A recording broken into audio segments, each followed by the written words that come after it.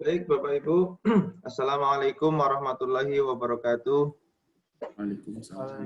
Waalaikumsalam warahmatullahi wabarakatuh.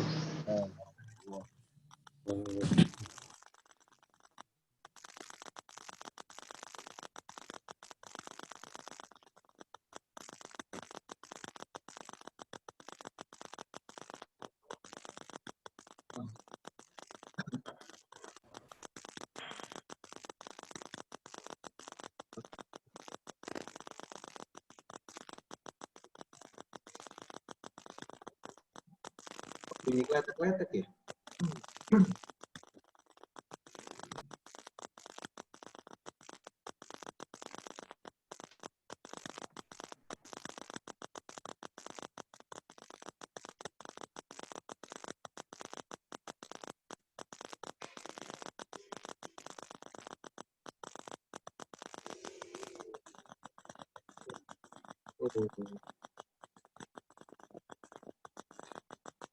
Di tempat Bapak Ibu bunyi kletek-kletek nggak? Ya, Pak. Iya, Pak. Kritik-kritik. Betul Pak, bunyi Pak.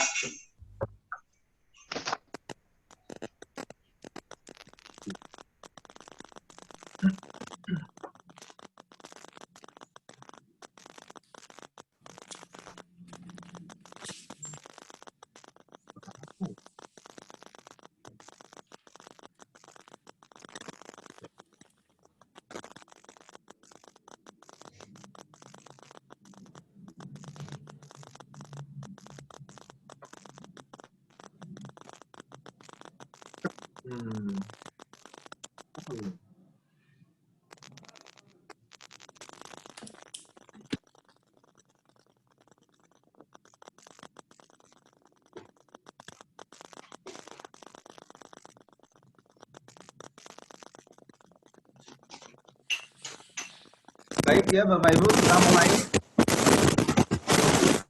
Makin keras ya. Tes. Oh, sudah nggak ada. Baik, sudah muncul ya di layar ya. Baik. Kita mulai perkuliahan kita. Topik hari ini adalah probabilitas dan distribusi.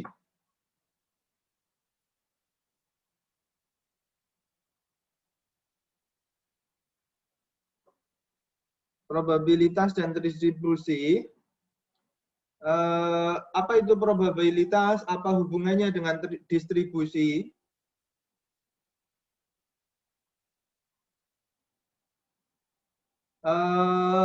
Berikut ini ya. Probabilitas adalah studi tentang mengukur, ya ini bagaimana cara mengukur sebuah ketidakpastian atau yang disebut juga dengan derajat keyakinan. Oke, kemudian ketidakpastian berkaitan dengan keacakan. Ya, kalau misalkan sesuatu yang tidak pasti biasanya deterministik ya, itu yang pasti. Kalau yang tidak pasti ya lawannya adalah acak atau random. Contoh sesuatu yang random adalah noise ya, kalau dalam sistem telekomunikasi ataupun dalam sistem-sistem yang lain, gangguan atau derau itu sifatnya random gitu. Biasanya ABG juga kadang random gitu ya. Baik Bapak Ibu, nah ini biasanya yang muncul ya, istilahnya kalau bahasa Inggrisnya variabel random variabel. Kalau bahasa Indonesianya adalah variabel acak begitu ya. Variabel acak ini akan memetakan semua luaran atau outcome dari sebuah dari sebuah ruang sampel. Tapi jadi sebagai contoh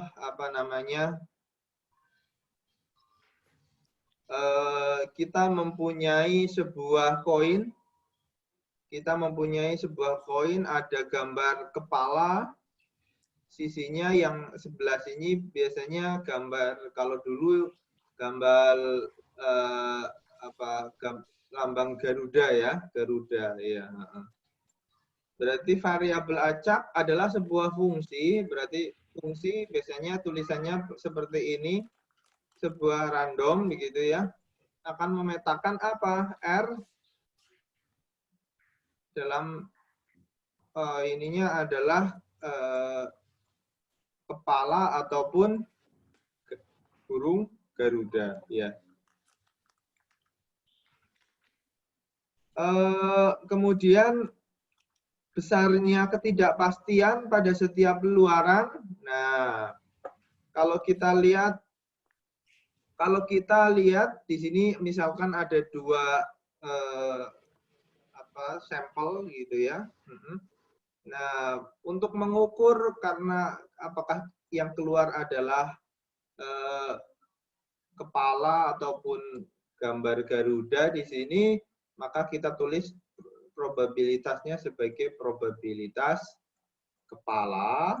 Nah, ini formalitasnya ya, penulisannya, atau probabilitas gambar Garuda. Ini berapa? Probabilitasnya berapa? Gitu kira-kira, Pak. Bentar ya, Bapak Ibu.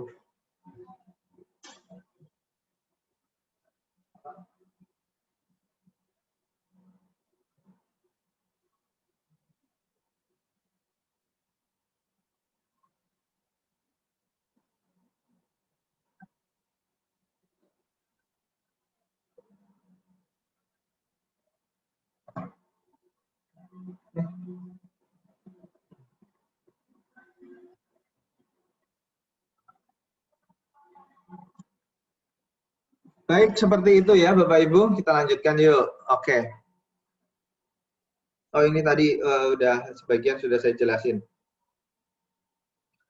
Luaran variabel acak, jadi sebuah variabel acak ini mempunyai output, mempunyai outcome ya. Sebagai contoh nih ya. Tadi contohnya adalah satu koin yang mengeluarkan angka dan gambar. Nah, terus gimana kalau dua koin? Dua koin berarti ruang sampelnya satu kali lemparan, berarti kan ada dua koin. Nah, dua koin ini yang muncul apakah pasangannya angka-angka, atau angka gambar, atau gambar angka, ataupun gambar. Ya, seperti itu. Nah, ini yang disebut dengan ruang sampel. Ada kemungkinan lain nggak, Bapak Ibu? Nggak ada. Ya, jadi ruang sampelnya di sini hanya terdiri dari 4 pasangan. Loh, ini angka dan gambar dan angka itu kan kalau misalkan dijatuhkan bersama, nah, hasilnya mirip begitu kan. Nah, kalau kita perhatikan ini misalkan angka dari koin 1 ya. Nah, kalau ini angka dari koin 2, misalkan seperti itu. Atau berurutan. Jadi misalkan ini koin 1, koin 2. Jadi berurutan, sekali pengambilan koin 1 dulu. Nah, koin 1 oh ternyata keluar angka. Baru koin 2 ternyata keluar gambar. Sebagai contoh. Nah, kemudian yang lain kita lempar lagi secara berurutan. Koin 1 ternyata keluarnya gambar dulu. Yang koin 2 ternyata baru angka.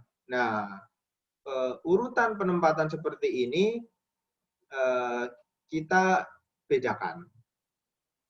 Kira-kira seperti itu. Nah, kejadian atau event ini adalah bagian dari ruang sampel. Ya, kita lihat bahwa misalkan kita melempar 2 koin ini sekali. Nah, sekali kan hasilnya salah satu nih. Salah satu dari ini. Sebagai contoh adalah kakak. Nah, kakak itu kan bagian dari ruang sampel di sini. Nah, oleh karena itu secara matematis ditulis A, kejadian A adalah bagian dari ruang sampel omega gitu. Nah, kemudian menghitung probabilitasnya gimana untuk setiap event. Nah, misalkan kita di sini mempunyai event A, nah berarti probabilitas kejadian event A kita bisa tulis PA, atau kita bisa tulis lebih detailnya PA. A itu kan merupakan omega sama dengan KK, ya. Nah, tulisannya seperti ini.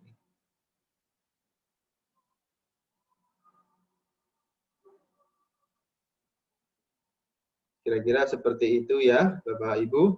Ada pertanyaan? Silakan sampaikan di ruang chat.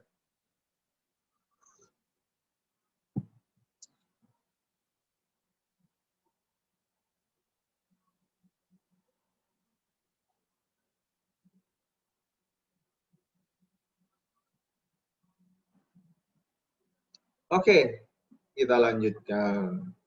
Nah, probabilitas itu ada dua jenis ya, Bapak Ibu.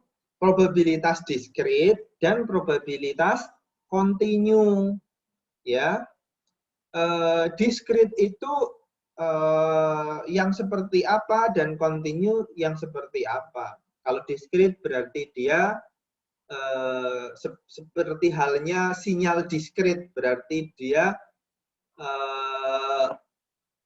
ada, tidak ada, ada, tidak ada, ada, tidak ada. Kalau kontinu dia di seluruh nilai-nilainya ada sinyalnya. Nah, ini penyebab atau asal muasal disebut sebagai sebuah probabilitas diskrit atau probabilitas kontinu, ini sesungguhnya dari sifat random variabelnya. Yakni kalau probabilitas diskrit merupakan konsekuensi dari variabel acak diskrit. Kalau yang variabel probabilitas kontinu, ya berasal dari variabel acak kontinu. Oke, kita mulai dari probabilitas diskrit. Oke. Nah, bagaimana cara menghitungnya, bagaimana cara mengukurnya, seperti ini. Ya, misalkan kita tahu bahwa, misalkan ini kita tahu penulisannya pertama, probabilitas sebuah variabel diskrit sama dengan 1 dari misalkan grafik ini. Ya, grafik ini. Ini adalah disebut dengan grafik probabilitas atau probability mass function, ya. Probabilitas mass function. Probabilitas mass function itu apa? Kita lihat sumbu X-nya, sumbu horizontalnya ini menandakan ruang sampel dari variabel diskrit, ya. Ruang sampel kembali ke belakang sedikit, ini adalah memetakan angka ruang sampel ini, ya, memetakan ini. Ya, memetakan ini. Nah, kebetulan di sini kita gunakan sebuah angka. Kalau misalkan tidak angka berapa ya? Misalkan kita tadi KK boleh, GK boleh gitu ya. Kemudian GG boleh. Ini jadi nama apa? Penulisan sumbu X-nya ya. Nah, kemudian sumbu Y-nya menandakan apa? Sumbu Y-nya menandakan nilai probabilitas. Yes, probabilitas. Probabilitas. Oke. Terus untuk menunjukkan bahwa setiap event atau setiap kejadian berapa probabilitasnya, maka ditarik garis grafik set. Nah, ini berarti yang angka 1 atau KK di sini adalah 0,2 probabilitasnya. Nah, kalau yang angka 3 di sini probabilitasnya 0,5. Kalau yang 7 0,3. Mungkin ada yang bertanya, loh ini duanya kemana? 4, 5, 6, nilainya berapa? Nilainya adalah 0, Bapak Ibu. Ya, nilainya 0. Nilainya 0 karena menurut ruang sampelnya di sana tidak ada angka 2, tidak ada angka 4, 5, dan 6, apalagi 1000 ya. Kita lihat ya, probabilitas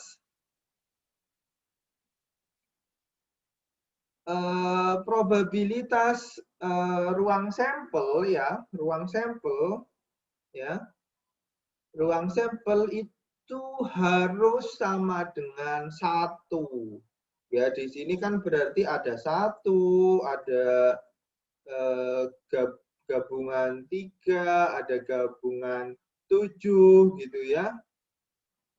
Ini probabilitasnya 1, probabilitas 0,2 ditambah 0,5 ditambah 0,3 seperti itu. Jadi totalnya 1. Apakah bisa 2? Tidak bisa Bapak Ibu ya. Karena total probabilitas nilainya hanya dari 0 sampai dengan 1 seperti itu. Nah, ini disebut dengan diskrit juga karena tidak semua nilai di X ini ada nilainya. Sebagai contoh 2 ini, 2 tidak ada nilainya. Oh, berarti dia terpisah antara 1 dan 3. Nilainya hanya pada nilai-nilai tertentu saja. Ada 1, 3, dan 7. Nah, itu. Itu kenapa disebut sebagai variabel diskrit.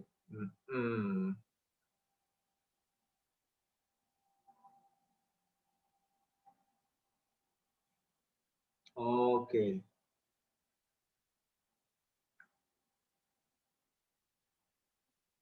Nah, selanjutnya adalah probabilitas kontinu. Nah, mengukur probabilitas kontinu kita perhatikan ini maksudnya adalah probabilitas ketika X kurang dari nilai tertentu. Sebagai contoh di sini, misalkan kita ingin mengukur probabilitas A, maka secara penulisan probabilitas X adalah ruang sampel kurang dari A. Yes, seperti itu Bapak Ibu.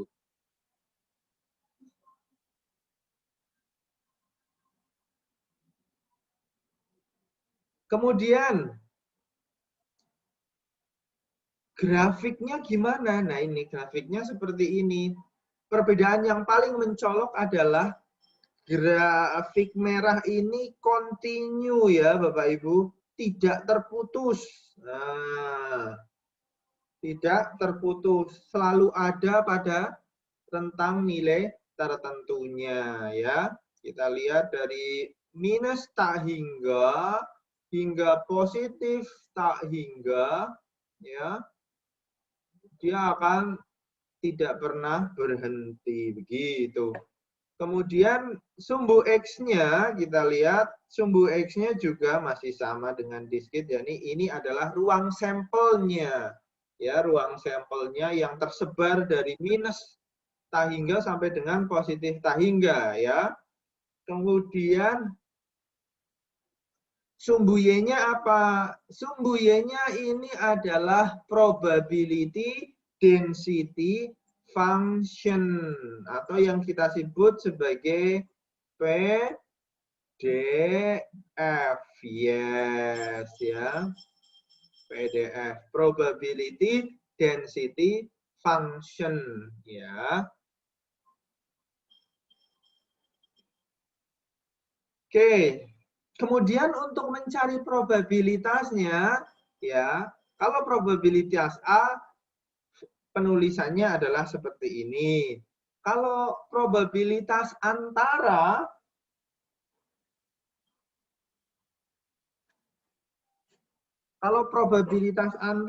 yakni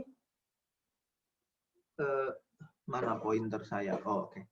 Probabilitas antara A dan B, misalkan kita tertarik pada region tertentu, misalkan adalah A dan B, probabilitas antara A dan B. Nah, ini secara matematis adalah sebuah integral karena ini kontinu, maka menghitungnya adalah diintegralkan. Integral di bawah daerah kurva antara Y-nya sama dengan 0 sampai dengan tinggi kurva. Oleh karena itu, integral dari apa? Ini adalah PDF ya. PX itu adalah PDF. PDF itu apa? PDF adalah probability density function. Diintegralkan dari mana? Dari A sampai dengan B. Nah, kalau ini gimana? Probabilitas X kurang dari A, ya diintegralkan dari mana? Dari sampai A. Dari PX sampai A.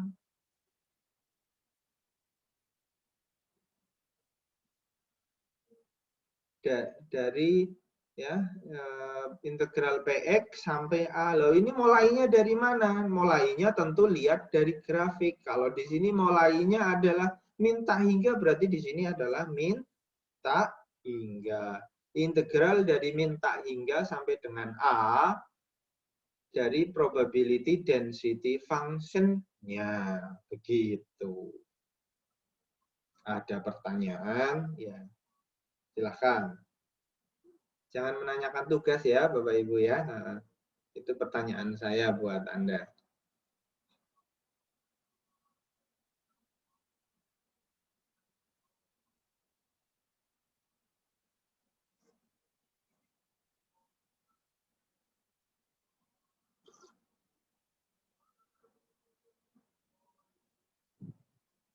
Pertanyaan, apakah jumlah probabilitas acak masih berlaku, nilainya tidak boleh lebih besar dari 1? Yes.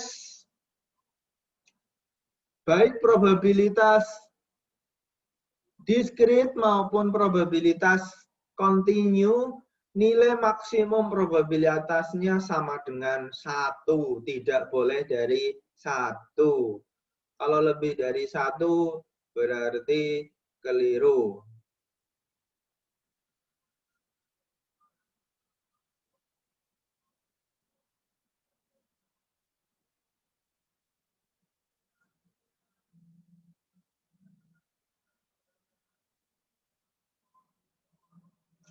Mungkin saya luruskan ya, ini pertanyaannya, jumlah probabilitas acak.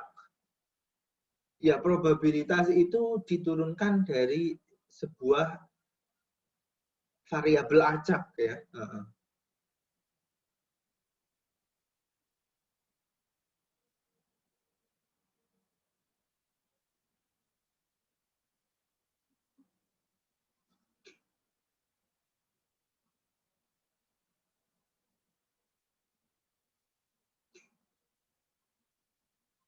Untuk menghitung integralnya gimana? Bapak Ibu bisa mencontek. Wah, mencontek apa? Mencontek dari Mbah Google. Nah.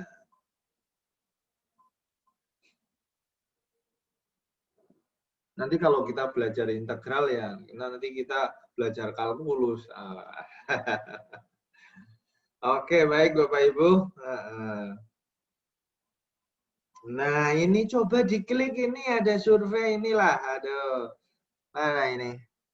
Nah, coba ini ditulis di apa namanya di browser Bapak Ibu, kemudian jawab pertanyaannya. Kira-kira grafik ini termasuk PMF atau termasuk PDF gitu.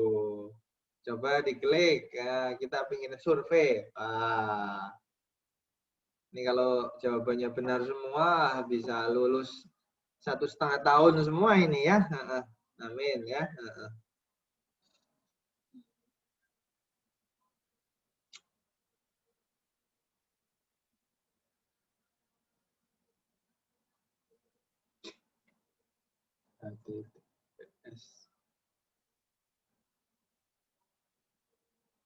Iya nih, mau saya kopikan tapi sebentar.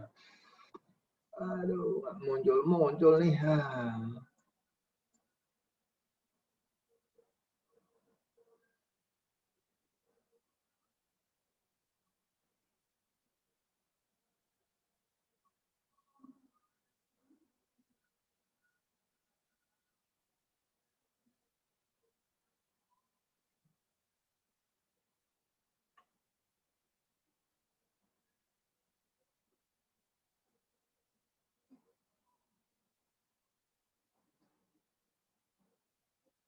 Waduh, nih saya kopikan. Oh, tinggal diklik. Waduh, luar biasa. Oke, silahkan coba lihat.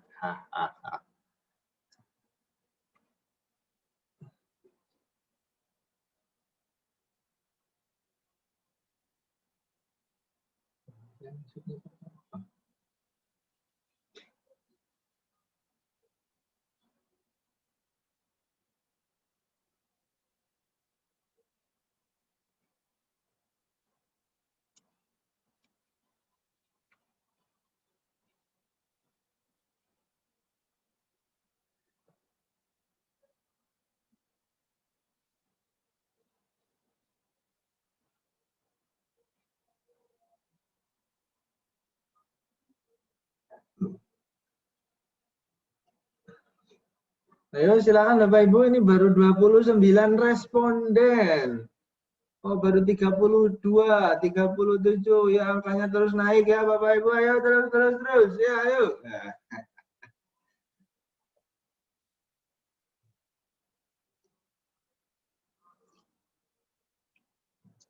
Ya, terus. Ya, terus. Yuk, disubmit. Wah.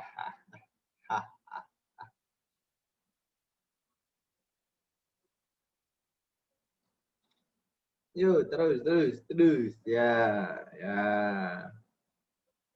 Oke, lanjut. Nah, ayo terus Bapak Ibu, ayo pollingnya, ayo segera memilih, nanti waktunya habis. Wah. Ini pesertanya berapa sih? 68. Oh, 10 lagi. Ayo, 9.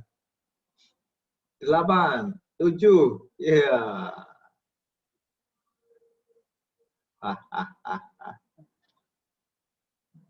Tapi ini bisa submit lagi kali ya. Tapi nggak apa-apa.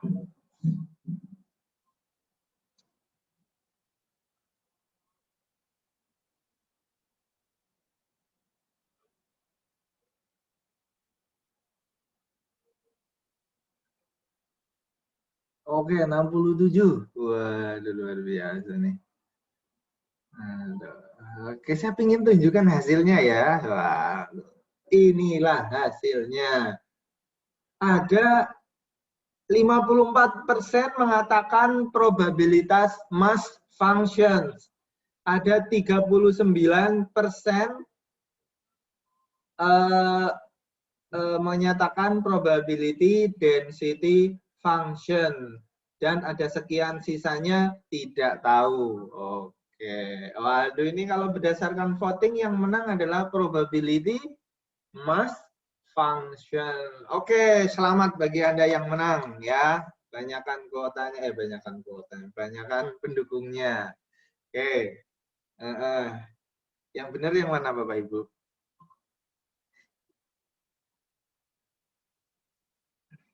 Yang benar adalah probability density function. Yes.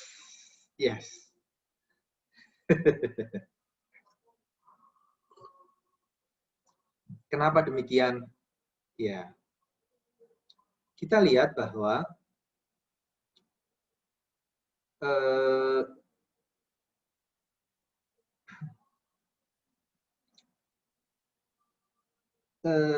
luasan, oh belum saya share screen ya.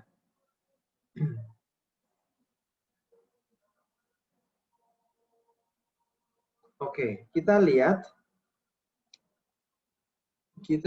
bahwa di sini mulainya dari 0, sekian lah ya, 0, sekian, kemudian sampai dengan 1, sekian gitu ya.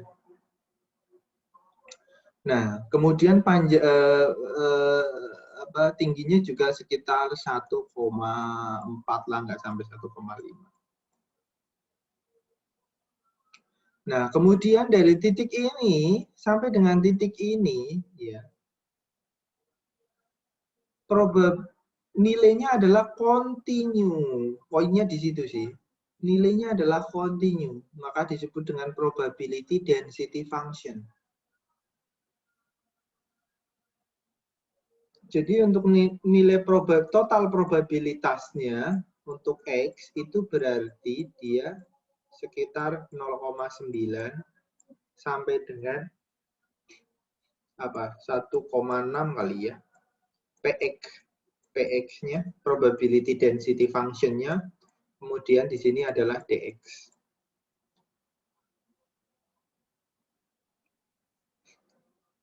Kira-kira seperti itu ya Bapak Ibu. Jadi walaupun di sini nggak ada, tapi dia antar range-nya itu selalu continue, maka disebut dengan probability density function. Ya, seperti itu. Ini Bapak Ibu melihatnya ya, jangan hanya di satu kemudian misalkan di sini 1,5, tidak. Tapi di 1,0000001 pun di sini ada nilai PDF-nya. Jadi di rentang itu di semua nilai ada nilai PDF-nya. Ya. Kira-kira seperti itu. Ya. Oke, terima kasih untuk ikut survei. Baik, selanjutnya, sebelum saya lanjutkan, mungkin kalau ada pertanyaan, silakan.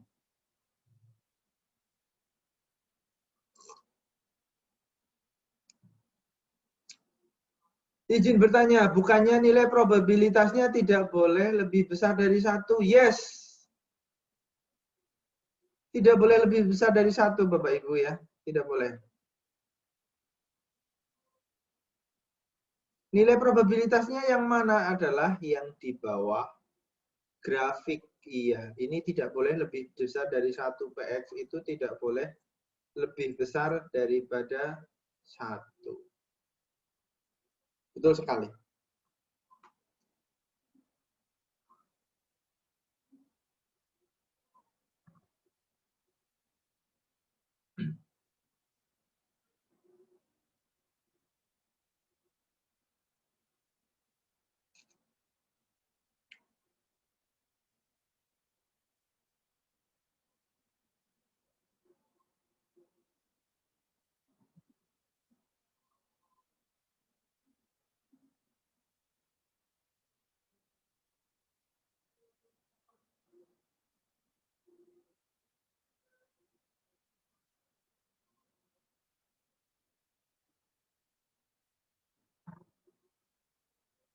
Oke, baik Bapak Ibu. Kalau tidak ada, saya... ada yang coret-coret nih. Oke, baik Bapak Ibu. Kita lihat variabel acak, jamak. Ya. Tadi sampai dengan saat ini kita membahas single random variable. Jadi luarannya itu hanya satu variabel acak. Nah, coba bayangkan kalau sebuah sistem ya, sebuah luaran itu terdiri dari multiple random variable. Variabel acak yang jamak. Begitu. Kita lihat yuk. Sebuah luaran acak dapat disebabkan oleh K input acak ya. Jadi misalkan apa namanya? Saya gambar di mana nih? Di sinilah ya. Ini inputan. Nah, ini ternyata bisa terdiri dari 1, 2 sampai dengan K inputan ya. Ini misalkan sebuah sistem random variabel. Nah, ini keluarnya ya, keluarnya untuk setiap pengambilan ya. Nah, seperti itu. Nah, oleh karena itu kalau K-nya sama dengan 1, maka disebut variabel acak tunggal. Nah, biasanya kata-kata tunggal ini kita abaikan, jadi tidak disebutkan. Kalau ada orang yang menyebutkan variabel acak, asumsinya adalah dia variabel acaknya tunggal. Ya. Atau ya seperti itu. Nah, kemudian kalau K-nya lebih besar dari 1, nah ini perlu disebutkan variabel acak jamak gitu ya. Lebih tepat lagi jamaknya berapa? Multipelnya ini berapa? Apakah 2, 3, 4, 5 begitu? Itu lebih clear lagi. Iya.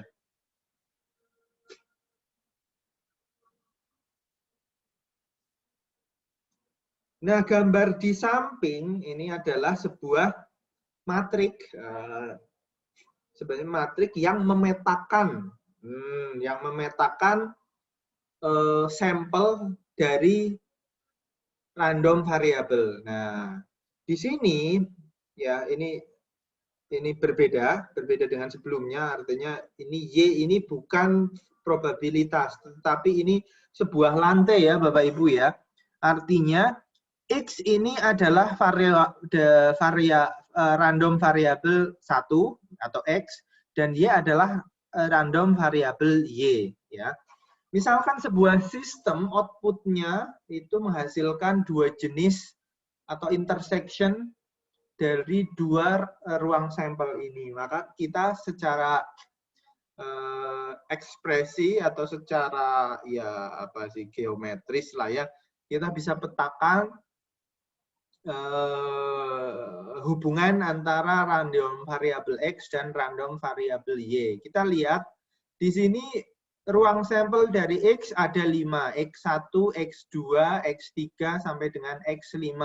Ruang sampel dari random variabel Y terdiri dari Y1, Y2, Y3. Oke. Nah, intersection atau ya gabungan dari luaran random variabel ini kita identifikasi sebuah matrik di sini, misalkan matrik N ya, elemen N. Kita lihat elemen N, random variabel N. Nah, sebutnya sekarang random variabel N. Variabel N ini, N kecil, merupakan elemen dari ruang sampel dari random variabel N besar. Di mana tiap elemen ini merupakan apa ya, interaksi dari 2 elemen X dan Y ini, X4 dan Y2. Nah, pertanyaannya sekarang, bagaimana menghitung probabilitas N? Di mana probabilitas N ini merupakan probabilitas gabungan, join probability dari X dan Y. Bisa disebut juga merupakan intersection antara X dan Y. Begitu. Ini kan irisan gitu ya. Intersection.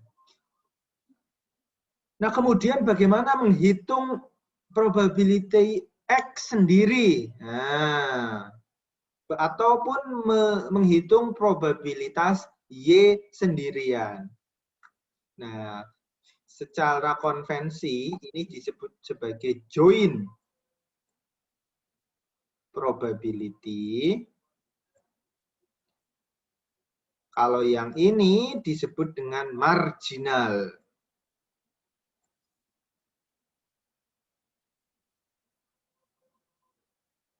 atau bahasanya ya sendiri-sendiri lah ya, sendiri, terpisah, marginal.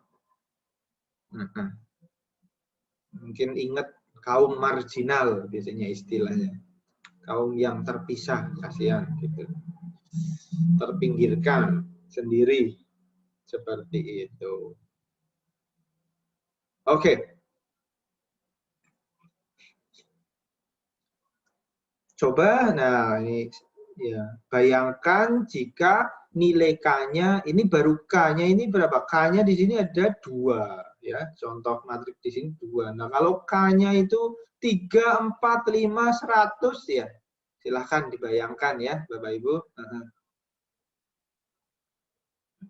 Nanti kalau sudah pusing ya berhentilah ya.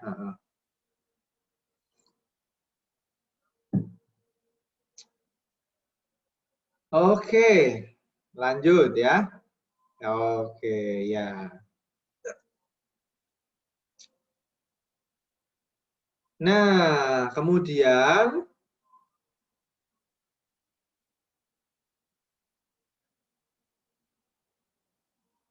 tadi pertanyaannya adalah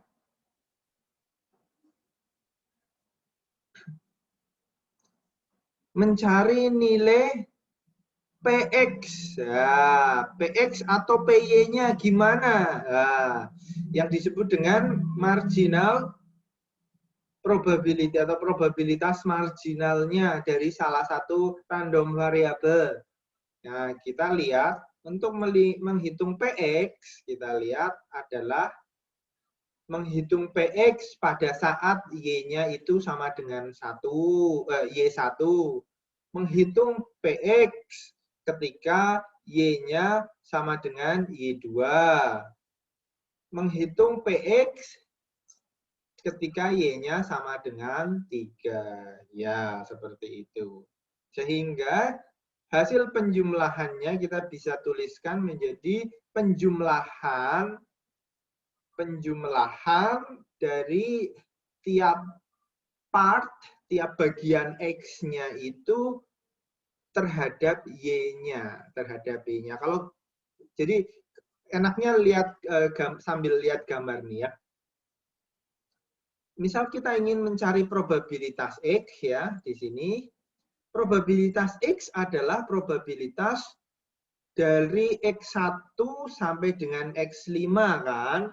Nah, ternyata untuk X1 ini dipecah-pecah atau dipengaruhi oleh Y1, Y2, dan Y3. Begitu pula yang X2 pun juga dipengaruhi Y1, Y2, Y1, Y2, Y3. Begitu pula yang lain. Oleh karena itu, probabilitas X adalah probabilitas X ketika Y1, ini yang merah, di sini probabilitasnya bagaimana. Kemudian di sini probabilitas pada saat Y2 pada saat Y3. Jadi PX adalah probabilitasnya seperti ini.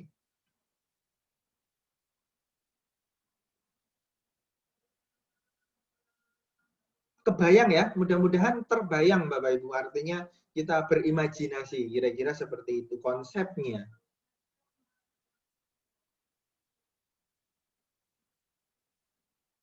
Mudah-mudahan bisa dipahami. Ya. Kalau terlalu cepat atau ini silahkan disampaikan lewat chat, Pak terlalu cepat, atau Pak yang diulang tolong di sini silahkan.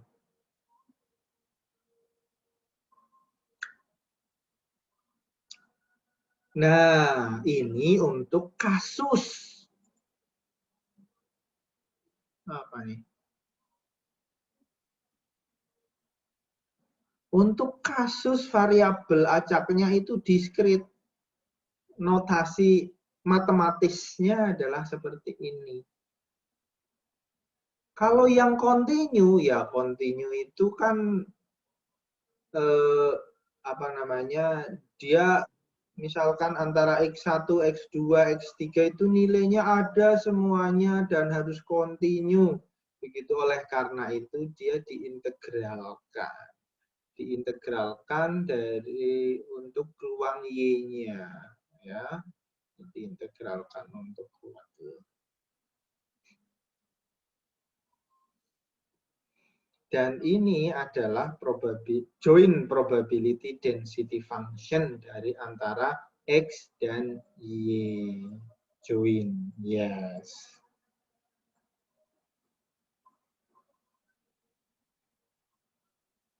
Jadi kalau kita perhatikan ya pelan-pelan, kalau kita ingin mencari marginalnya X, komponennya X, maka kita integralnya itu terhadap Y.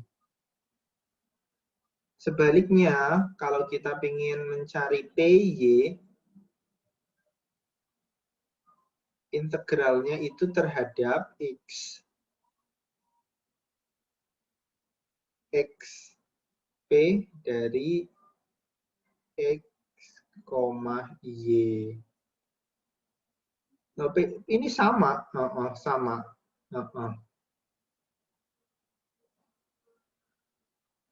Seperti itu kira-kira.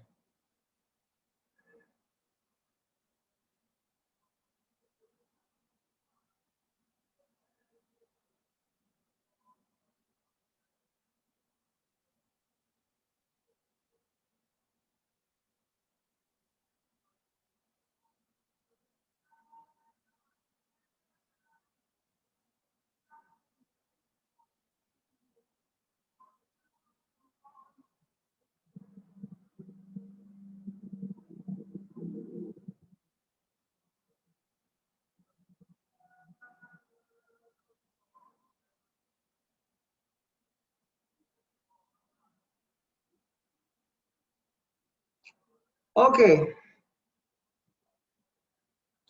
Baris selanjutnya di sini PX adalah distribusi marginal, hanya sebuah penekanan kembali. Nah, prinsip ini ya, di sini ada penjumlahan, begitu.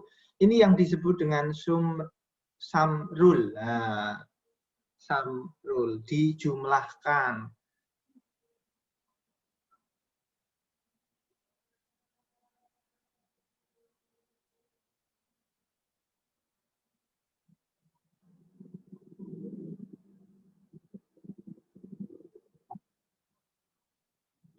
Kemudian di sini juga ada prinsip dari perkalian. Perkalian atau yang disebut dengan product rule. Nah, PX itu sama dengan PY, ini ada garis tegak, X dikali dengan PX. Ya, bacanya apa ini? Bacanya adalah conditional probability. Probabilitas terkondisi. Bacanya agak bagaimana? Ini adalah probabilitas Y. Jadi ini jadi yang dibaca di depan dulu probabilitas Y jika diketahui X. Probabilitas Y jika diketahui X. Contoh nih. Probabilitas Y apabila diketahui X, X-nya 4, probabilitas Y-nya yang kita cari ya, maka secara perhitungan kita lihat berdasarkan gambar, ini adalah N24 ya. Berarti Y2 dan X4 berarti di poin ini. Berarti N-nya adalah N24 dibagi dengan C4. C4 adalah ini. C4. C4. Nah, ini N ini menunjukkan join probability P X, Y. Yes, kan join nih. N merupakan ada komponen Y-nya dan ada komponen X4-nya. Seperti itu. Ini makanya disebut dengan join. Adapun C4 ini adalah marginal dari X. Ketika X sama dengan 4. Begitu ya. Ini punyanya ini. Kemudian kalau mengetahui probabilitas X sama dengan 4, diketahui. Nah, sekarang gantian diketahui Y2, maka N24 ya, N24 dibagi, ini bukan X ya, ini belum diganti, bukan X ini ya. Harusnya apa Bapak Ibu? R4.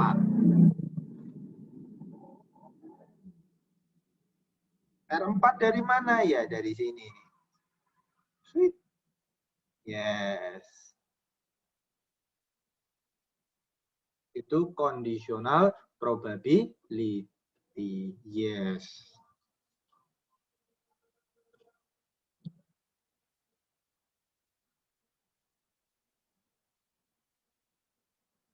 Nah, perkalian seperti ini yang disebut dengan product rule.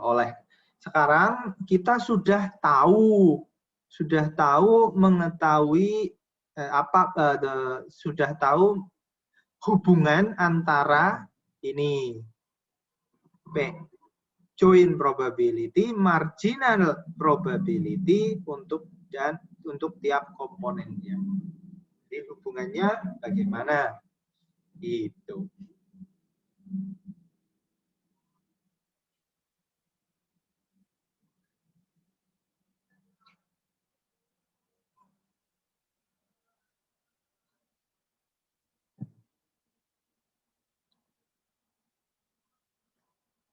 Silahkan ada pertanyaan. Kalau tidak, kita akan masuk sini.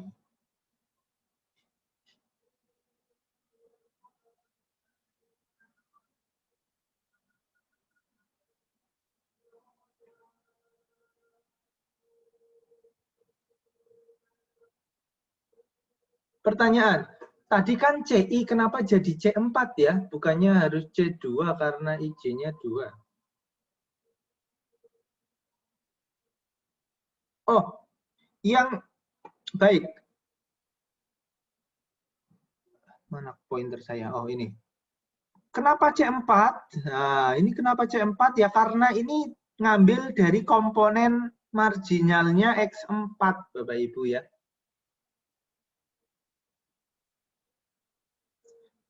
Jadi apa bedanya sih X4 dengan C4? Kalau X4 ini adalah outcome-nya.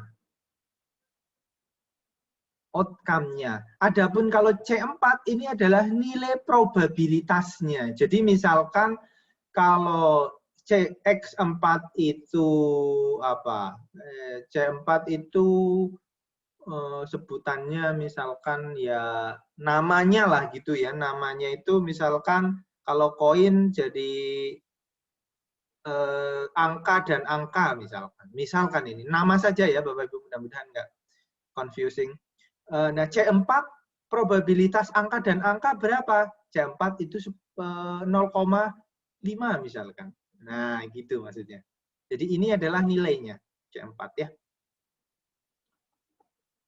Bukannya harusnya C2 loh. Kalau C2 berarti di sini dong Bapak Ibu. C2 di sini. Kalau N24-nya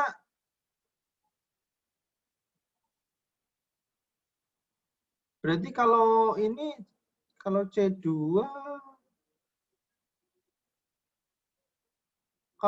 di sini dong Bapak Ibu.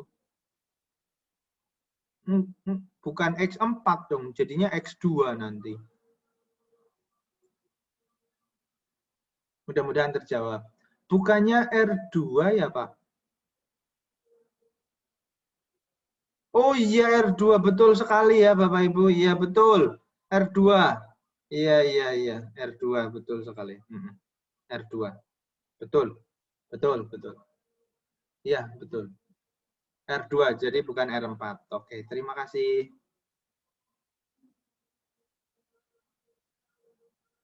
Maaf, apakah ada contoh soalnya? Oke, nanti ada contoh soalnya ya. Nanti ada contoh soalnya. Izin bertanya untuk variabel acak kontinu integralnya tidak ada batas atasnya.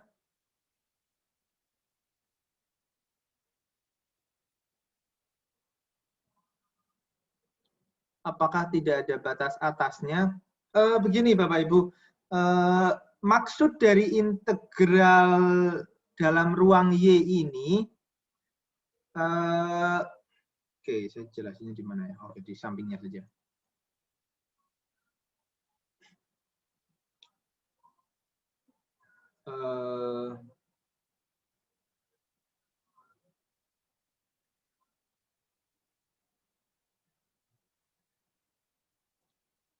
Ada, batasnya ada sebenarnya, tapi ini sebenarnya hanya untuk menggambarkan ruang lingkup, artinya ini diintegralkan di wilayahnya Y loh, gitu loh.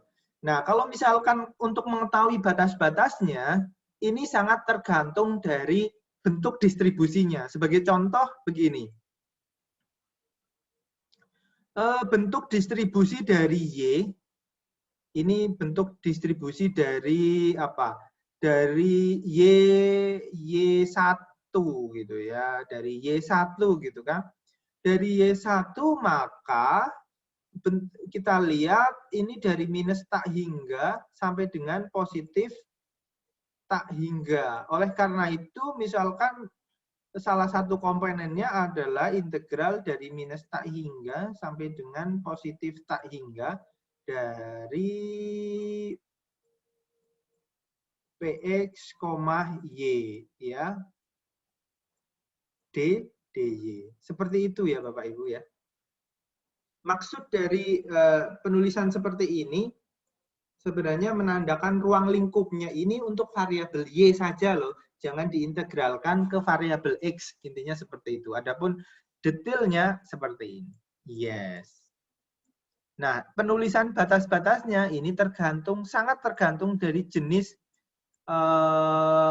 model distribusinya. Ya, model distribusinya. Kalau model distribusinya adalah seperti ini, di mana mulainya dari minus tak hingga sampai dengan positif tak hingga, maka integralnya adalah minus tak hingga sampai dengan positif tak hingga. Seperti itu. Mudah-mudahan menjawab. Kalau enggak, ya tanya lagi.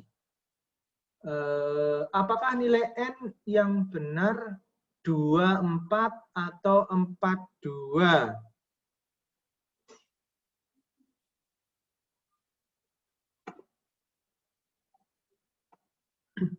Untuk nilai 42.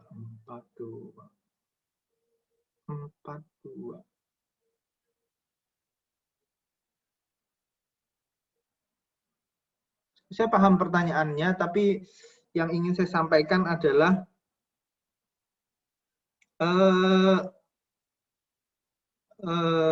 yang penting adalah kalau melihat dari gambar ini, dari matrik ini, dari pemetaan ini adalah lokasinya saja ya Bapak Ibu. Pertama, misalkan N, ada yang bertanya N24 atau 42.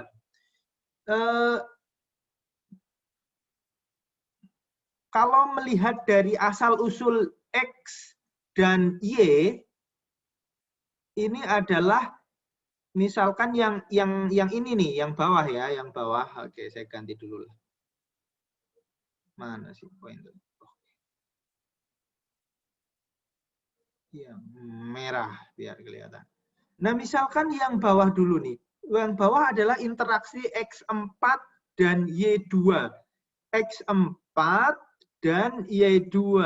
Kita tarik garis, set, berarti titik ini. Titik ini. Nah, titik ini kalau mau kita tulis, ya, mau kita posisi ini, Bapak Ibu menyebutnya enaknya apa? Enaknya saja lah, enaknya. Nah, kalau saya menyebutnya, ini saya ya, bukan konvensi ya Bapak Ibu.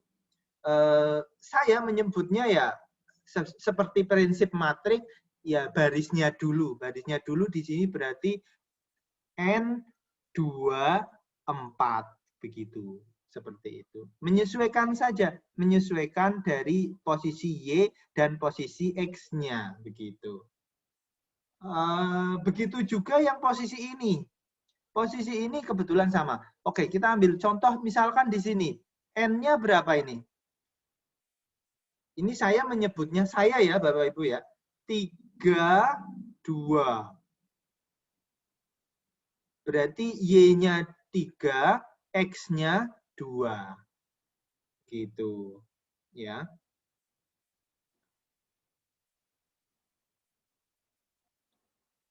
Kalau 42, kalau menurut saya 42 berarti baris keempat.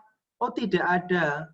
Ya, nggak bisa. Tapi kalau misalkan, misal nih ya, misal saya tidak menyalahkan kalau Bapak Ibu mau menyebutnya ini 42, tapi tolong konsisten menyebut tiap titik N, IJ ini tolong konsisten. Kalau mau menyebut di sini 42, ya kalau nyebut di sini ya berarti 3, 1 gitu.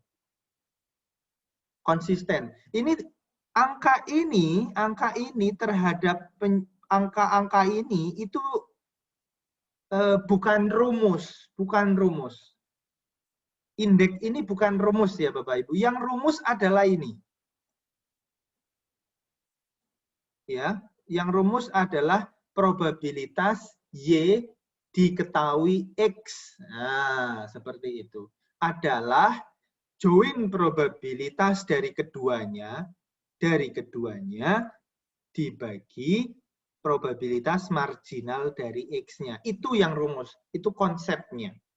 Adapun angka-angka indeksnya itu bukan rumus. Lebih kepada pemahaman kita lah. Asalkan konsisten. Apakah menjawab? Kalau belum menjawab silahkan disampaikan atau lewat suara deh biar lebih jelas gitu, nggak apa-apa.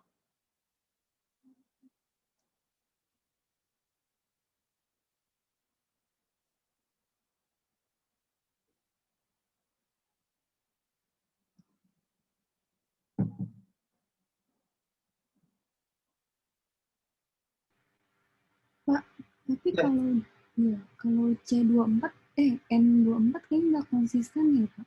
Soalnya CI kan I-nya 4. Terus J-nya berarti 2 kan. Terus NIJ berarti 42. Yang jelas Bu, saya kurang agak dikerasin suaranya. Atau punya saya.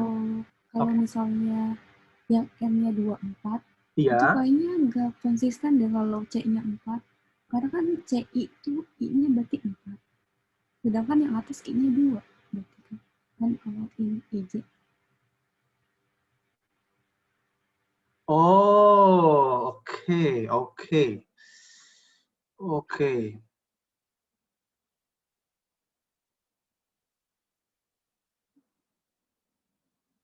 Oh.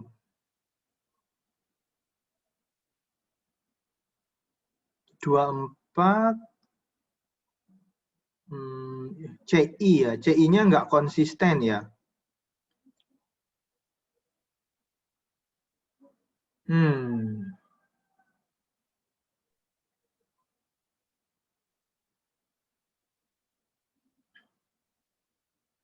CIO berarti ini. Oke.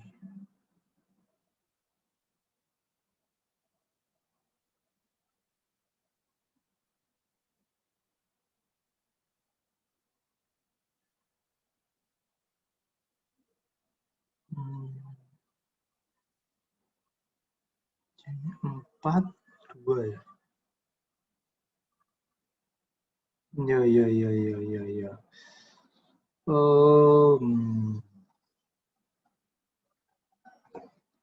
Berarti kalau sebentar saya tulis lagi. Berarti kalau PY-nya PY sama dengan Y2, X sama dengan X4, ini adalah NI-nya itu berarti ambil 4 2 gitu ya, 42 C-nya 4.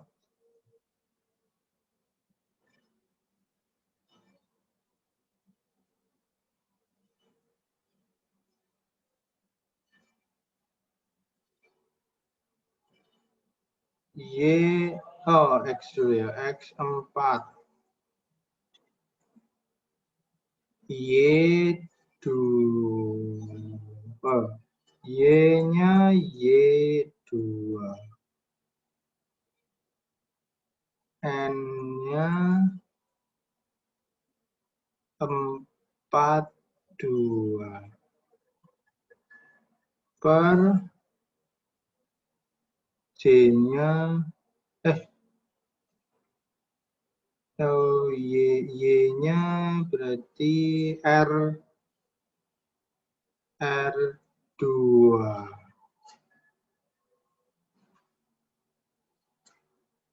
Ya boleh seperti itu. C4 ini. Ya, ya seperti itu boleh ya Bapak Ibu, boleh. Asalkan kita konsisten. Seperti poinnya sih itu. Konsisten. Kalau memang mau menyebutnya adalah N24, ya boleh.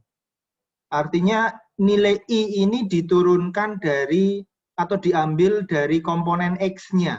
Adapun nilai J-nya itu ngambil dari komponen Y-nya. Seperti itu boleh, nggak apa-apa. Konsisten, yang penting konsisten. Terus misalkan ada pendapat lain, oh Pak, saya pingin komponen I-nya diambil dari Y. Ya boleh, nggak apa-apa. Komponen J-nya diambil dari X, ya nggak apa-apa. Seperti itu boleh. Asalkan tetap konsisten, Bapak Ibu. Silahkan.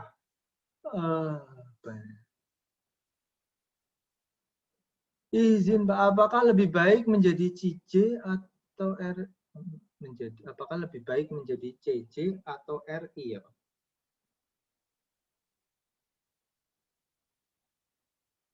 Saya tidak paham Pak Fandi, bisa bersuara, silahkan.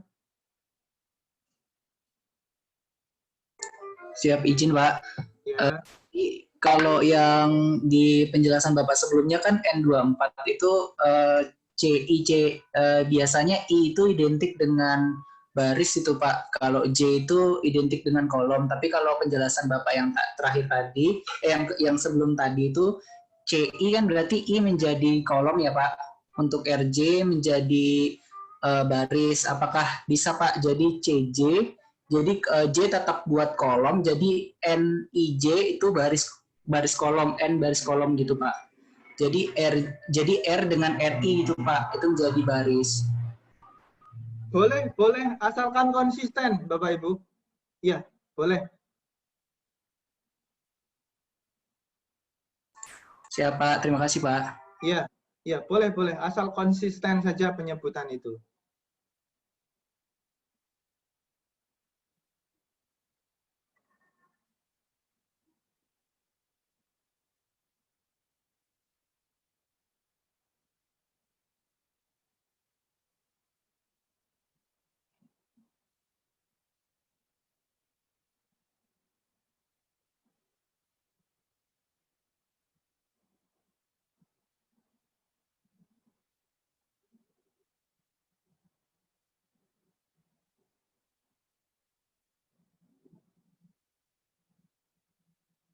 Nah, oke, kita lanjutkan sedikit lagi untuk yang slide ini bahwa kita lihat join probabilitas merupakan perkalian antara probabilitas kondisional dan probabilitas marginalnya. Kondisional Y terhadap X dikalikan dengan probabilitas X. Ini pun sama, probabilitas X diketahui Y dikali probabilitas apa? Y.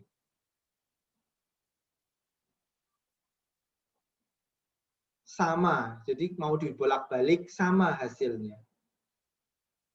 Seperti itu. Jadi kita sudah sampai saat ini kita sudah mengetahui bagaimana menghitung bagaimana formulasi dari join probability untuk dua random variable.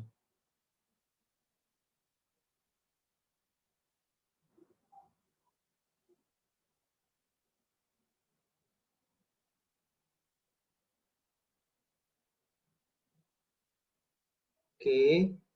Dari dua persamaan ini, karena bolak-balik itu sama, ya, konsep ini pula yang nanti akan digunakan dalam teori Bayes. Nah, yakni teori Bayes atau Bayes theorem. Nah, ini fakta bahwa join probabilitas seperti ini, join probabilitas antara X dan Y, penulisannya juga bisa ditulis join probabilitas Y, X. Itu akan sama dengan conditional probability dari Y diketahui X dikali dengan probabilitas X. Atau juga sama dengan conditional probability X diketahui Y dikali dengan probabilitas Y. Karena sama, maka si Bayes ini membuat sebuah rumusan, yakni PX, probabilitas kondisional X diketahui Y, maka sama dengan probabilitas kondisional Y diketahui X dikali PX dibagi dengan PY. Ini kira-kira nuruninnya gimana ya Bapak Ibu ya? Ya dari sini nih. Misal nuruninnya saya ingin ke atas begitu ya, ke atas ya. Berarti sisi ini tetap sisi ini PY X PX dibagi apa? PY. Yang sini. Set.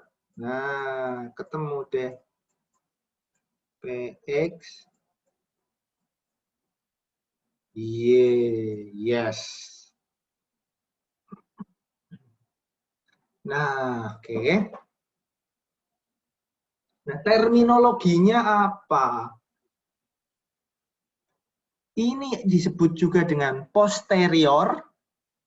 Ini disebut dengan likelihood. Ini disebut dengan prior probability. Di sini disebut dengan evidence. Ya, coba ditebak-tebak kira-kira apa gitu ya. Posterior itu apa, likelihood. Dari katanya Bapak Ibu, dari katanya saja ditebak-tebak dan mencoba menginterpretasikan. Ya, ditebak-tebak ya.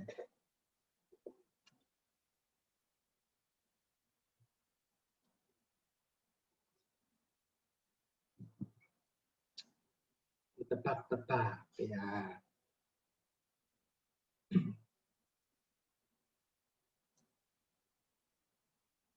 Ya, kalau posterior kira-kira apa Bapak Ibu? Silakan dituliskan di chat. Posterior, makna dari posterior. Yang Bapak Ibu pahami, ya, jangan ngopi dari Google. Posterior.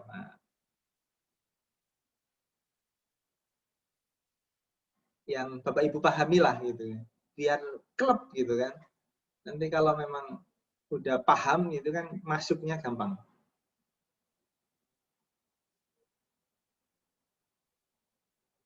Posterior, apa itu?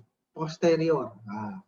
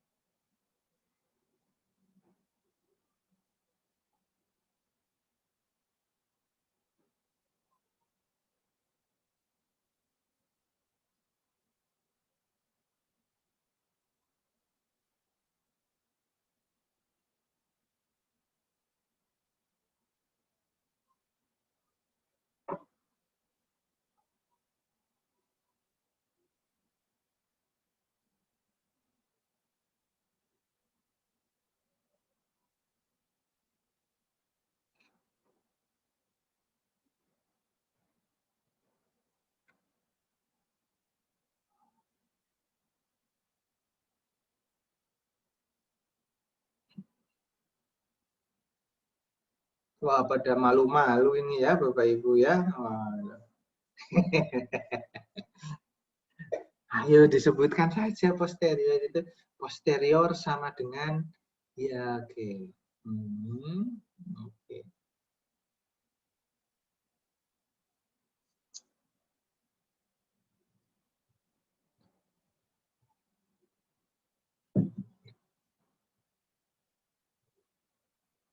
Oke, baik, baik. Baik, biar untuk memanfaatkan waktu saya kasih tahu sajalah ya. Posterior itu adalah sesuatu yang post. Post berarti kemudian atau post itu apa namanya? Dia datang setelahnya. Nah, setelahnya. Jadi bukan yang pertama. Jadi post itu posterior, after lah gitu ya. Likelihood itu kemiripan, ya. Kemiripan. Prior berarti sebelumnya, ya. Probabilitas yang sebelumnya sudah diketahui. Nah, kalau evidence ini semacam hasil observasi. Kira-kira seperti itu, Bapak Ibu. Nah, kalau masih abstrak saja ya, ya. Coba kita lihat di permasalahannya. Nah, ini coba dibaca dulu, Bapak Ibu. Si Joko mengalami demam nih, ya. Dia kemudian dicek swab dengan tingkat akurasi 99%. Ternyata dia ya naudzubillah min dzalik positif COVID-19. Diketahui bahwa potensi seseorang terkena COVID di Indonesia itu perbandingannya 1:1241. Ini menurut data ya Bapak Ibu ya. Di Indonesia segitu. Jadi ada 1.241. Nah, yang satu itu positif COVID. Nah, pertanyaannya ya setelah si Joko melakukan swab ini, seberapa yakin si Joko terkena COVID? Seberapa yakin? Nah.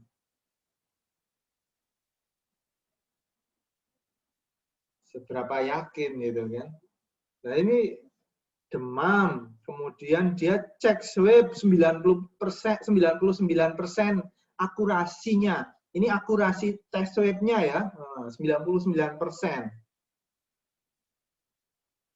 Dan diketahui faktanya bahwa ada satu orang positif dari 1.241. Begitu artinya dia dalam tanda kutip kurang beruntung ya. Dari 1.241 dia yang kena gitu loh. Nah kan dia wah galau nih. Sebenarnya saya kena nggak sih gitu kan? Saya menderita COVID, si Joko menderita COVID nggak sih? Gitu. Pertanyaannya begitu. Nah, seberapa yakin Bapak Ibu? Coba mungkin Bapak Ibu bisa membantu memberikan keyakinan si Joko ini. Ini di sini nggak ada yang namanya Joko ya Bapak Ibu ya?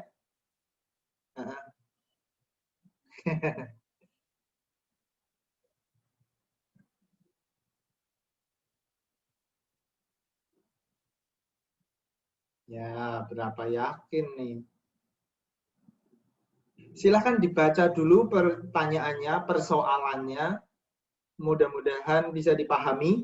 Ya. Kalau yang ingin bertanya tentang soal juga boleh.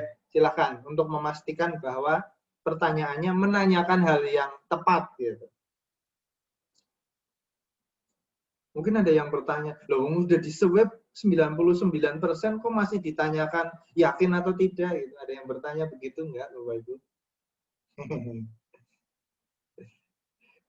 Udah di swab loh, 99% akurasinya masih ditanyain aja nih. Ini Pak Ajib cari-cari masalah nih. Wah. Gitu, ya, ya.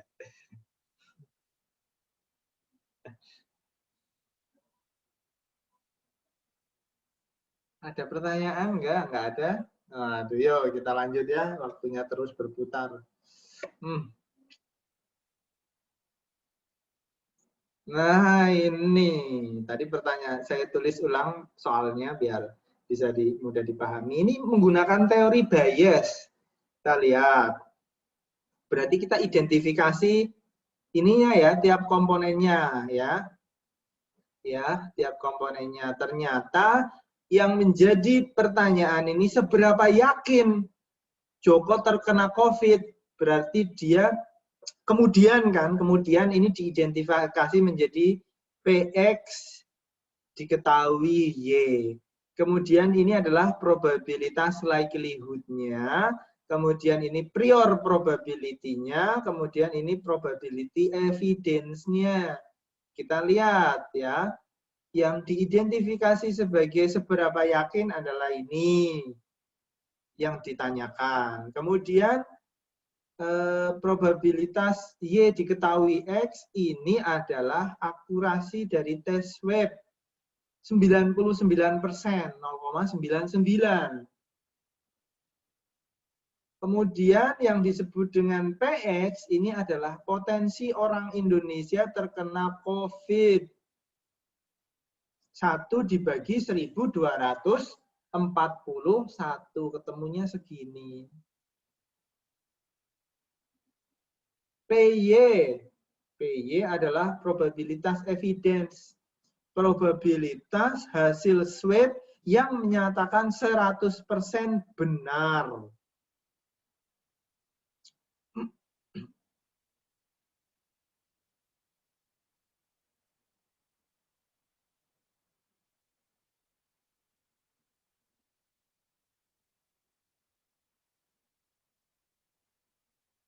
Kemudian setelah dihitung-hitung hasilnya adalah PX, bahwa keyakinan si Joko terkena COVID itu 7,39%.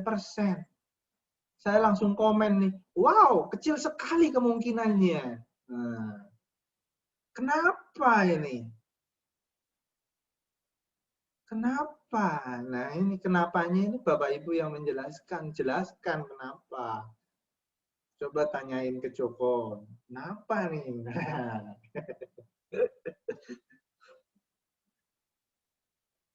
Tanyanya social distancing ya.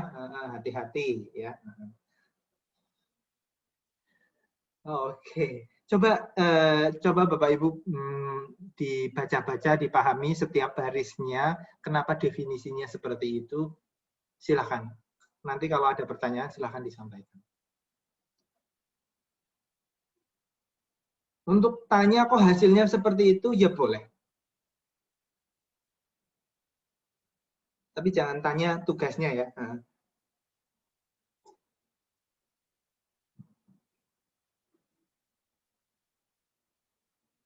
Izin bertanya, PY diperoleh dari mana? Oke. PY dari mana? Ya, dari sini, Pak.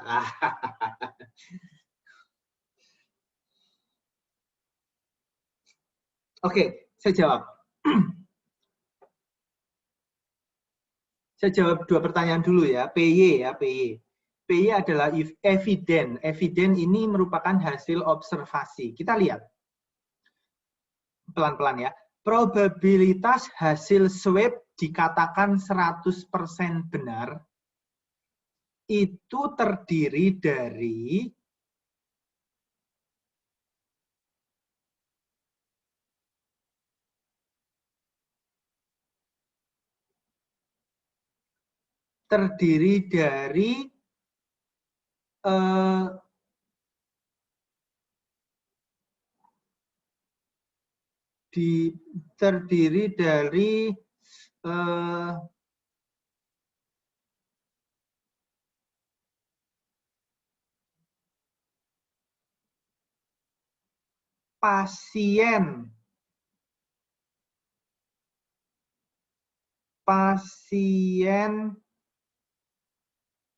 pasien positif ya.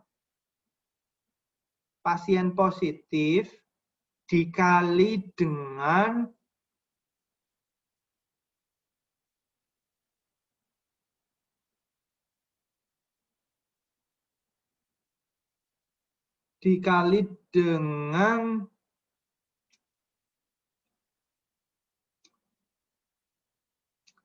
dikali dengan akurasi swab-nya.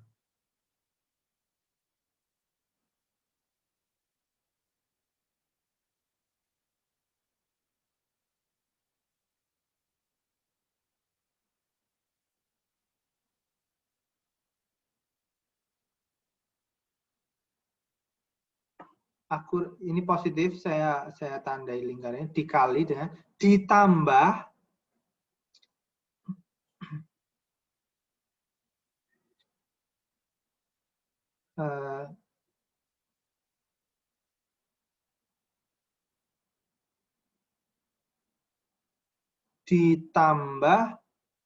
pasien negatif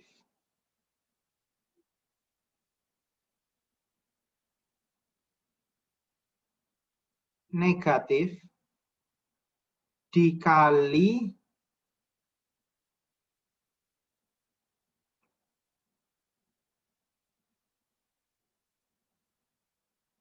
apa?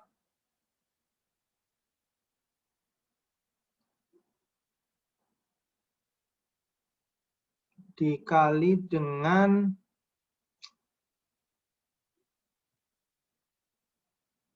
akurasi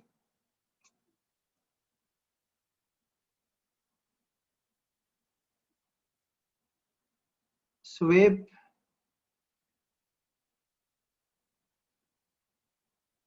negatif.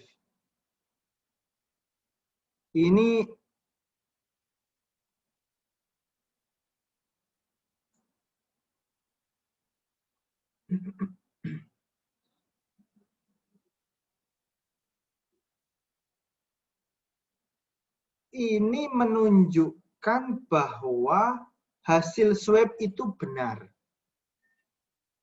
Hasil swab benar berarti adalah kalau swab-nya positif, maka pasiennya positif. Benar nggak? Benar ya? Oke. Kalau yang setuju mantuk-mantuk aja.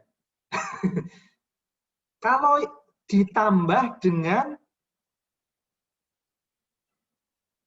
pasien negatif, akurasi swab-nya juga negatif.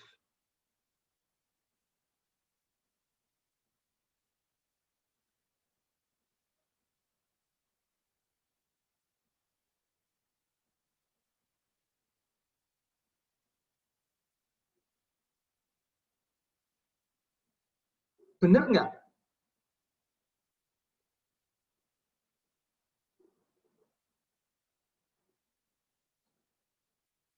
Saya ulangi.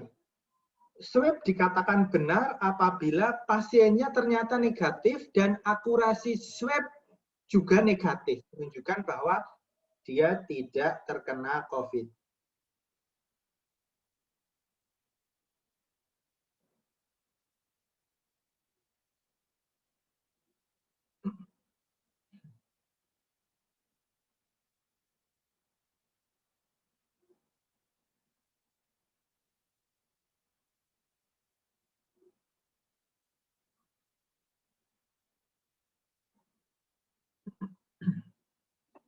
Nah, ada pertanyaan. Loh, pasien negatif dari mana? Pasien positif dari mana? 1/1241. Oke. Pasien positif kan? Kemudian di swab positif akurasinya berapa? 0,99. 1/21 kan ini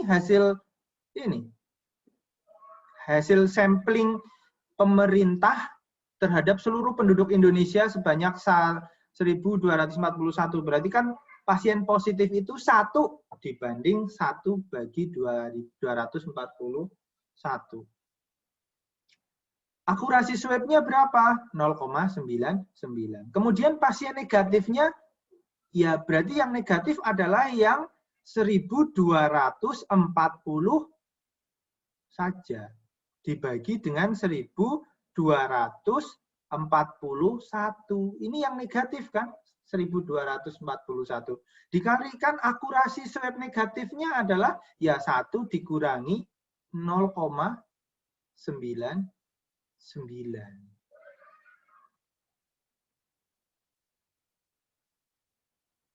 Itu dari PY. Itu eviden gitu loh.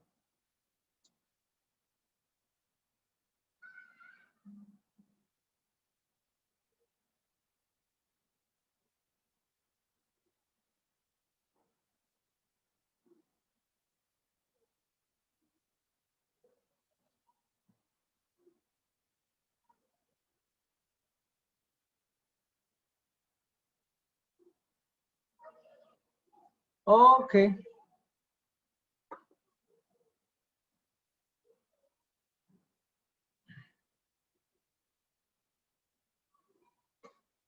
Nah, setelah dihitung hasilnya adalah ini. Kemudian, hubungan antara ketidakpastian dengan probabilitas seperti apa ya, Pak?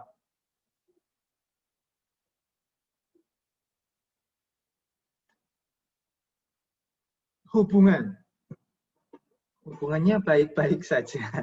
Oke, kayak gini. Ketidakpastian adalah sesuatu yang tidak pasti. Oke. Nah, probabilitas itu adalah alat untuk mengukur ketidakpastian. Jadi, sesuatu yang tidak pasti itu ternyata kita bisa ukur, kita representasikan dalam sebuah angka. Kira-kira seperti itu.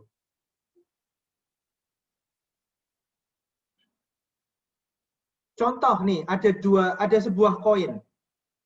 Ada sebuah koin antara angka dan misal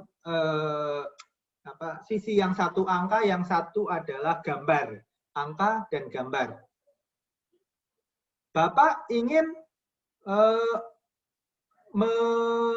menebak, Bapak melempar satu koin itu satu kali, akan melempar, akan melempar. Nah, kira-kira yang muncul angka atau gambar?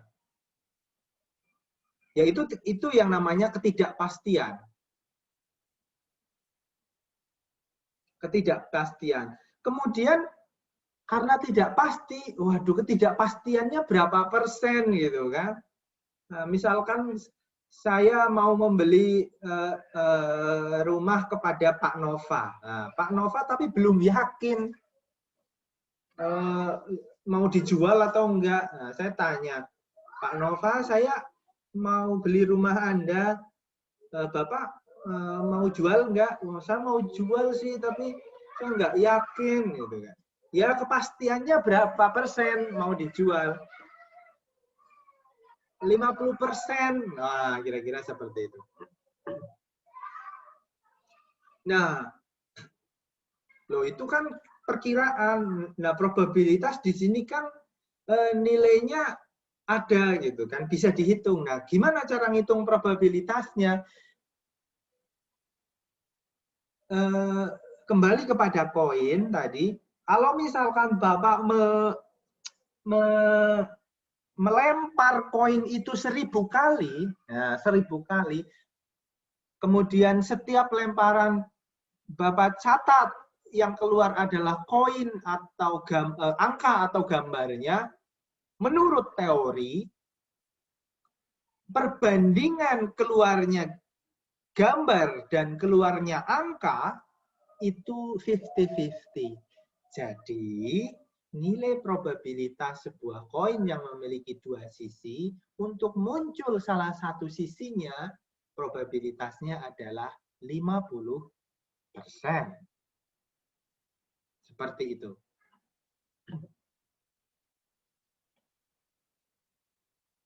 Bertanya, Pak Heri, bagaimana jika hasil tesnya negatif? Apakah nilai keyakinannya sama?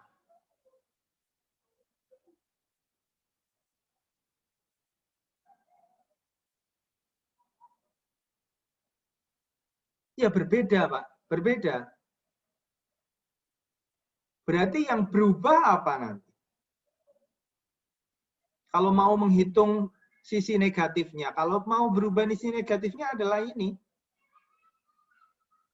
Ininya berarti yang diambil adalah 0,01 sebaliknya. Kalau Bapak melihat ingin dilihat dari sisi negatifnya. Kira-kira seperti itu.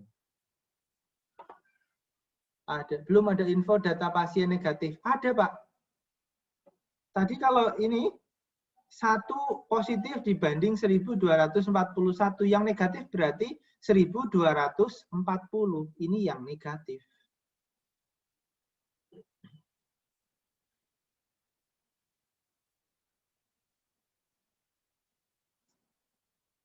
Yes, ada yang bertanya mengetahui evidence-nya. Ya, evidence ini adalah hasil observasi ya Bapak Ibu ya.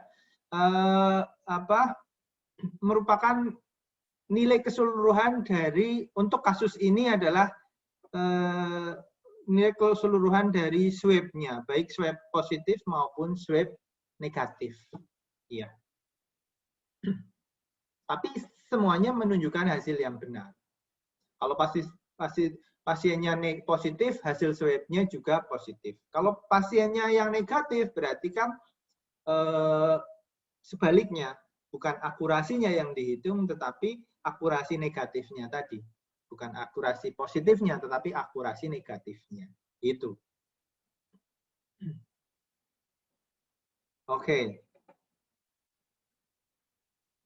Nah, berdasarkan perhitungan teori Bayes, ternyata hasilnya cuma keyakinannya 7,39%, sangat kecil.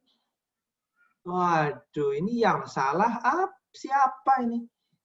Swab-nya atau Bayesnya? Nah, atau jangan-jangan saya yang salah? Waduh, gimana?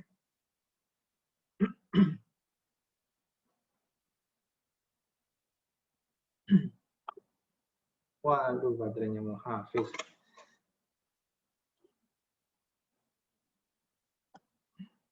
Oke, kita lanjutkan ya. Oh, ini ada pertanyaan. Bagaimana kita menentukan kalau yang ditanyakan itu adalah PX, kemudian PY adalah akurasi. Iya, memang yang ditanyakan PX diketahui Y, Pak. Kemudian PY itu adalah akurasi tes swab, yes. Oh, oke.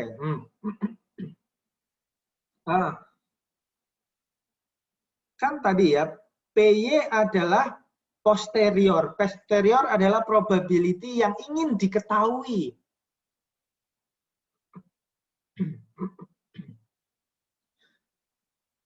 Kan jadi begini. Si Joko mengalami demam. Terus, waduh, saya demam. Saya kena, si Joko kena COVID enggak ya? Nah, ini kan kita tidak tahu berapa kepastian si Joko terkena COVID itu. Karena kita ingin cari, maka itu yang disebut dengan posterior. Oke. Nah, kemudian PY, conditional probability dari X diketahui Y, ini maksudnya adalah kalau kita ingin tahu, kalau kita ingin si Joko tahu kena COVID, maka dia harus tes dong. Harus mencari apa sih alat untuk sebuah informasi yang memuat dia kena COVID atau tidak. Salah satunya adalah dengan tes kan. Nah, tes ini dengan tes swab ini berarti kan evidence-nya atau output dari tes ini adalah dia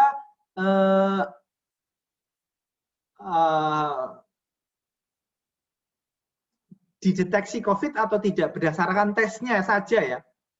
Jadi berdasarkan kalau akurasinya 99%, berarti dia ada informasi yang tersembunyi di situ apakah dia COVID atau tidak. Tapi kan kita belum yakin. Karena faktanya, walaupun ada di swab, ada yang gagal kan, Pak? Swab-nya positif, padahal kalau kasus kayak gitu enggak.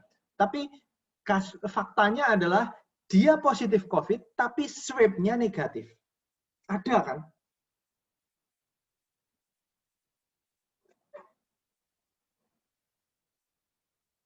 Gitu.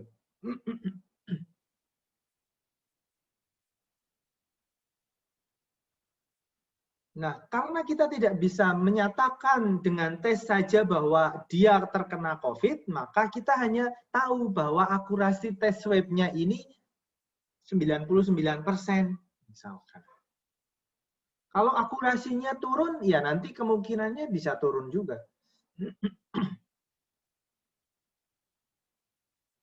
PX adalah potensi orang yang terkena COVID. Yes, itu adalah sebuah probabilitas yang sudah diketahui sebelumnya. Prior itu kan sebelumnya.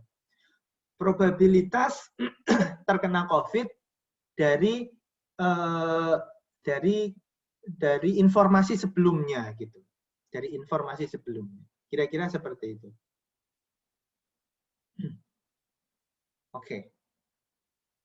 Oke, kita karena hasilnya masih kecil, kemungkinan waduh, saya cuma 7,39% nih, saya nggak yakin nih saya kena si Joko kena COVID gitu kan. Maka dia tes lagi di rumah sakit berbeda. Dia melakukan tes lagi di rumah sakit berbeda. Dengan tingkat akurasi yang sama. Swab-nya itu 99% juga. Setelah melakukan tes kedua, seberapa yakin si Joko terkena COVID? Nah, setelah dites kedua, ternyata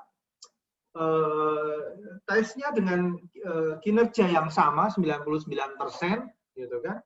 Hasilnya gimana? Dia tambah yakin atau tambah tidak yakin? Nah, kita lihat. PXY-nya seberapa yakin setelah tes kedua ya, seberapa sih yakin si Joko terkena tes yang kedua.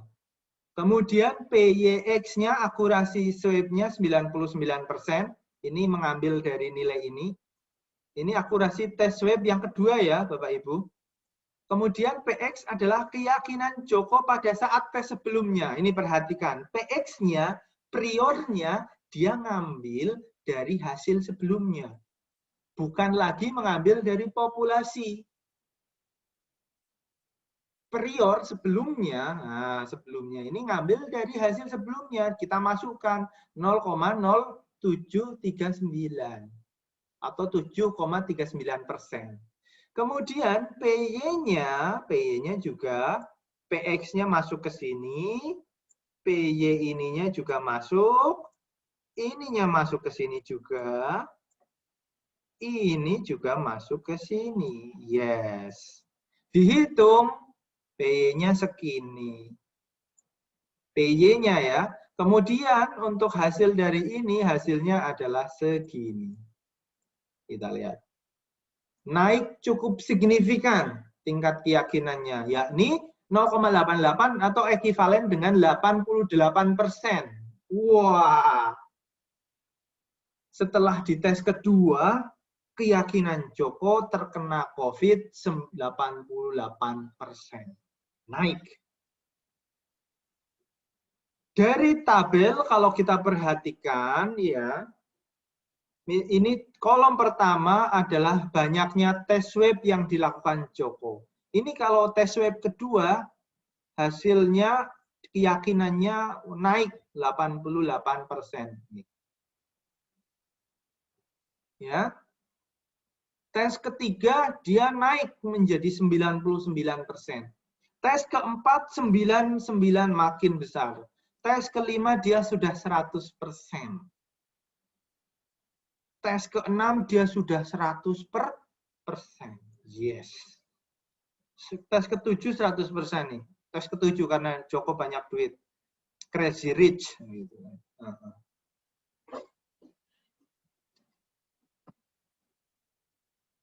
Nah, oke. Mudah-mudahan dari cerita dengan hasil tabel ada linknya, nyambung ya Bapak Ibu. Jadi kalau lihat dari tabel, jadi hasil sebelumnya menjadi inputan PX berikutnya. Hasil sebelumnya menjadi inputan PX berikutnya. Ya namanya prior berarti sebelumnya. Begitu. Oke.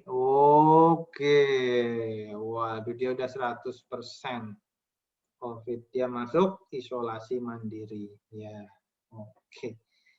Nah, coba sebutkan kesimpulannya dari kasus di atas dan hasil tabel. Coba saya ingin menjawab pertanyaan. Oke, 9.50 kita off dulu ya Bapak Ibu ya. Karena jam 10 saya ada kelas lagi.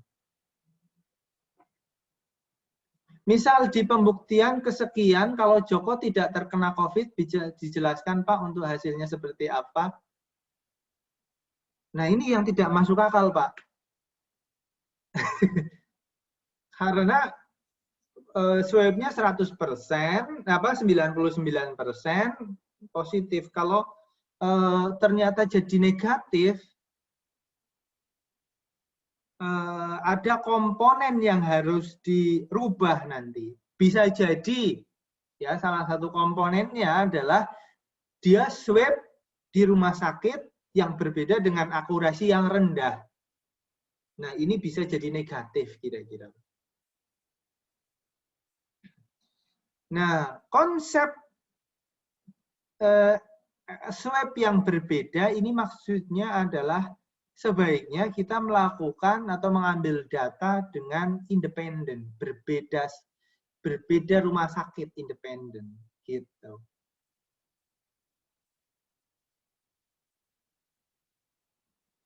Apakah kemungkinan 89 akan berkurang dari 1?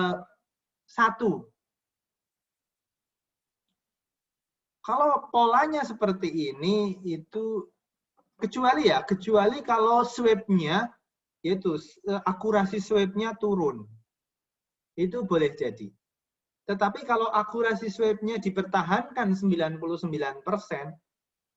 hasilnya akan 1. Akan semakin yakin, intinya itu sih. Waduh, saya udah nyebutin kesimpulannya aja nih. Aduh. Oke, jadi kesimpulannya adalah, ya, di sini kesimpulannya pertama adalah semakin sering, semakin banyak swab yang kita lakukan dengan mempertahankan akurasinya, maka tingkat keyakinannya akan semakin tinggi. Gitu.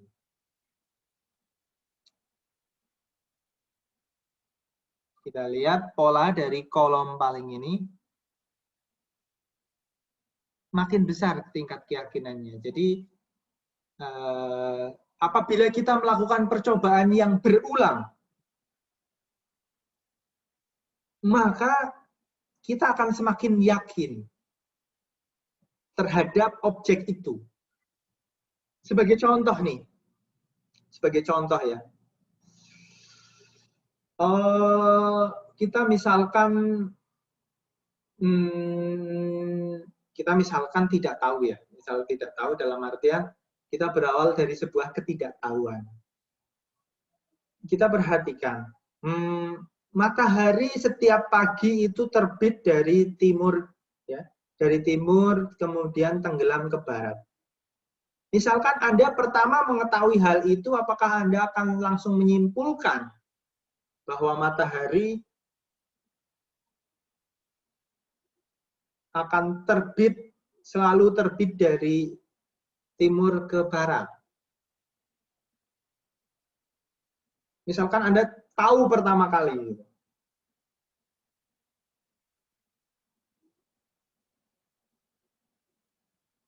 Jawabannya, saya yakin enggak? Enggak yakin. Kemudian Anda hari berikutnya, Anda melihat lagi, melakukan observasi, melakukan percobaan. Oh, ternyata mataharinya terbit dari timur ke barat. Anda akan semakin yakin. Oh, kita kayak gitu. Hari ketiga begitu, hari ketiga, keempat, dan seterusnya seperti itu. Polanya, oh berarti matahari itu pasti terbit dari timur dan tenggelam di barat. Nah, kira-kira seperti itu. Artinya apa? Message-nya dari sini bahwa Bayes menyatakan bahwa kita bisa membuat kesimpulan, kita bisa membuat sebuah keyakinan. Keyakinan berarti kan mendapatkan informasi yang baru, yang pasti. Dengan melakukan apa? Percobaan berulang-ulang. Walaupun hasilnya random, tapi kalau kita percobaannya berulang-ulang, kita akan mendapatkan sebuah informasi. Kita akan mendapatkan sebuah keyakinan. Konon kabarnya, jadi si Bayes menemukan teori ini adalah dia mempunyai meja yang datar sekali, datar. Kemudian dia melempar bola secara acak di situ, bola satu, tek.